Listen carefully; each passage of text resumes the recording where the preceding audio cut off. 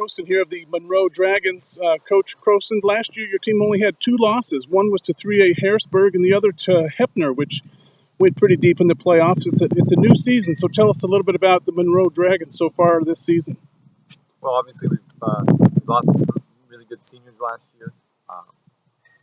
Looking to replace those spots, bring back a pretty solid group of kids. I think we have 7 or 8 kids who had a lot of time last year on offense and defense. So looking to go out and compete and uphold some tradition. And you lost some skill players and some pretty decent linemen also. Quite a few big linemen last year. You've got some new faces for the Monroe Dragons. Can you tell us a little bit about some of the kids that you're going to count on this year? Well, we lost 2 linemen. Those 2 spots are after a day are pretty up for grabs. Skill players, we lost most of our backfield, starting quarterback, starting fullback, one of our slot receivers. So, a couple of guys battling for quarterback, Caleb Ballard and Tyler Murray, and hoping to fill in. We bring back Tyler Sherman, who was a tailback for us last year. Obviously, fullback's a pretty big part of what we do. So, a lot of competition in those spots for guys to get playing time.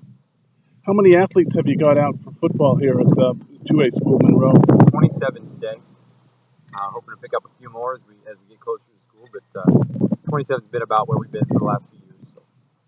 And tell us a little bit about the Mountain View Conference and your schedule. You got 6 home games, 3 away games. Tell us a little bit about what's on the schedule. I know you're just looking at practices so far, but all us fans are looking at the games already.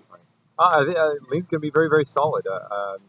Lost River coming into the league is a very good football program, and expecting them to be very solid.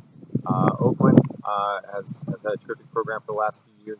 Oak Ridge brings back I think most of their team from last year, and then you've got some good faces in Bonanza and Crow that I really don't know much about right now. So I think it's going to be pretty competitive, and we'll see how it goes. So you're starting with a jamboree at home, and then you host Kennedy.